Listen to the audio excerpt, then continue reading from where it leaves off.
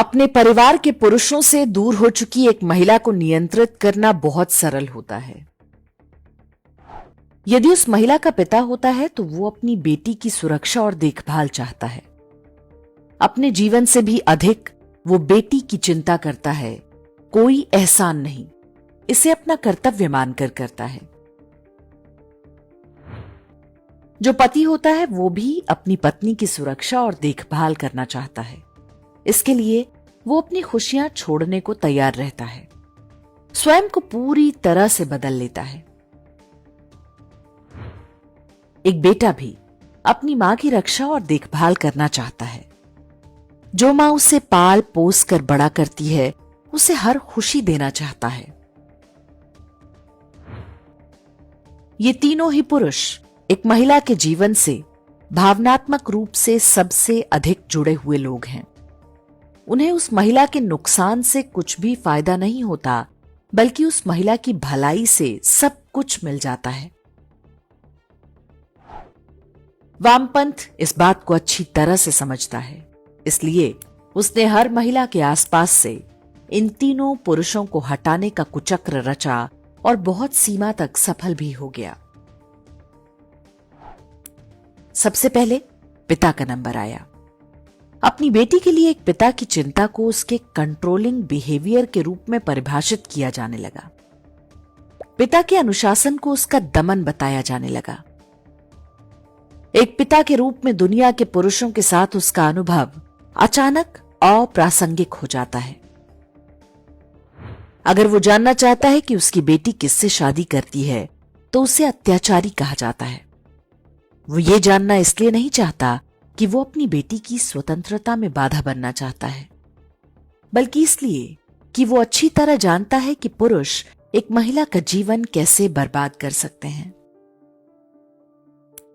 पिताओं की इस भूमिका पर कभी चर्चा नहीं होती। पिता के रूप में पुरुषों की ये प्रवृत्ति सार्वभौमिक है। हजारों वर्ष से हर संस्कृति के पिता अलग अलग तरीकों से यही करते आ रहे हैं। वे अपनी बेटी को बुरे पुरुषों से बचाना चाहते हैं। वे अड़ जाते हैं जब तक कि आश्वस्त न हो जाएं। किंतु इस प्राकृतिक भावना को वामपंथियों ने एक नाम दे दिया, पितृसत्ता या पैट्रियार्की। बड़े योजनाबद्ध तरीके से पितृसत्ता को एक बुरा शब्द बना दिया गया। अब बारी पति की। यदि वो अपने परिवार को महत्व देता है तो वो कंट्रोलिंग है।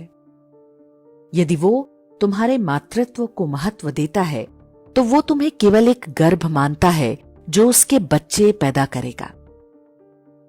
यदि वो घर के कामों में तुम्हारे योगदान की आशा करता है तो वो तुम्हारा शोषण कर रहा है। और अगर वो तुम्हारी सुरक्षा को लेकर चिंतित होता है तो निश्चित रूप से वो तुम्हारी स्वतंत्रता पर शिकंजा कस रहा है। वामपंथियों ने इसे रेड फ्लैग बता दिया। कुल मिलाकर ये कि सभी निष्कर्ष पहले से ही तय हैं। पति को एक अत्याचारी माना जाना चाहिए, डिवोर्स को प्रोत्साहित किया जाना चाहिए, परिवार को कमजोर किया जाना चाहिए। चलिए, एक स्त्री के जीवन के दो महत्वपूर्ण पुरुष यानी पिता और पति तो निपटा दिए गए। अब बचता है उस स्त्री का बेटा, वो पुरुष जिसे उस स्त्री ने जन्म दिया, उसे पाला पोसा और बड़ा किया। लेकिन वो भी है तो पुरुष ही, इसलिए वो भी एक समस्या है। तो तुम्हें बताया जाता है कि कम बच्चे होना प्रगतिशीलता की निशानी है। तुम्हें बताया जाता है कि यदि बेटा ना होकर बेटी हो तो तुम्हें अधिक गर्व करना चाहिए।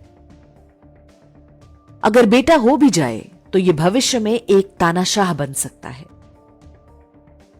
इसलिए उसके पौरुष, उसकी मैस्कुलिनिटी, उसकी मर्दानगी को बेअसर किया जाना चाहिए।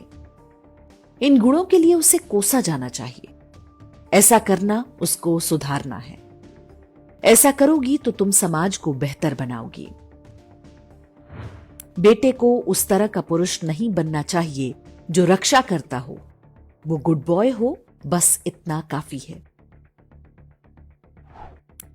और बस ऐसे देखते ही देखते पिता हाशिए पर डाल दिए गए, पति को त्याग दिया गया और बेटे को वैसा बना दिया गया जैसे लैब में चूहे विकसित किए जाते हैं। ये वे 3 पुरुष जो तुम्हारी भलाई के लिए अपनी जान दे सकते थे, पूरी दुनिया तुम्हारे कदमों में लाकर रख सकते थे, जिनके लिए तुम उनकी राजकुमारी या महारानी की तरह थी, वो अब तुम्हारी जिंदगी से बाहर कर दिए गए। तो तुम्हारे साथ बचा कौन और क्यों? अब तुम्हारे साथ है स्टेट यानी सरकार, जिसके पास तुम्हारे लिए ढेरों स्कीमें हैं। कॉर्पोरेट्स, जिनके लिए तुम या तो प्रोडक्ट हो या कंज्यूमर।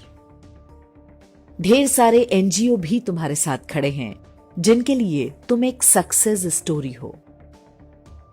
और वो एलीट क्लास या अभिजात वर्ग भी तुम्हारे साथ खड़ा है, जिसके लिए तुम दया की पात्र हो।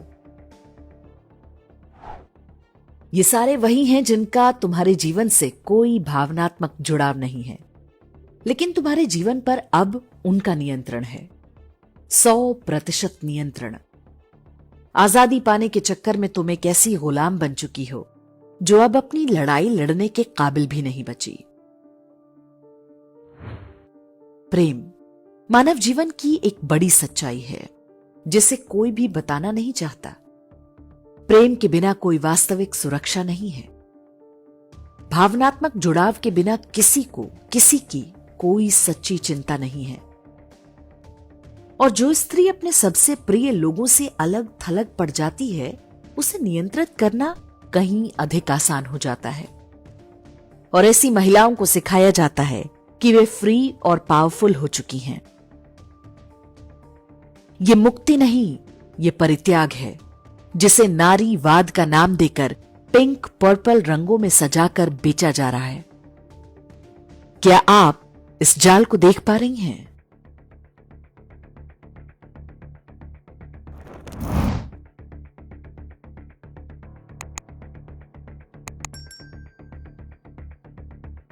इंडेक्स ऑनलाइन के वीडियो समाज को समर्पित हैं। आप इनको डाउनलोड करके जैसे चाहे वैसे प्रयोग कर सकते हैं। चाहे तो आप हमारे टेलीग्राम चैनल से जुड़ सकते हैं। वहां सारे नए पुराने वीडियो आपको मिल जाएंगे। हमारे सोशल मीडिया लिंक हर वीडियो के डिस्क्रिप्शन में होते हैं।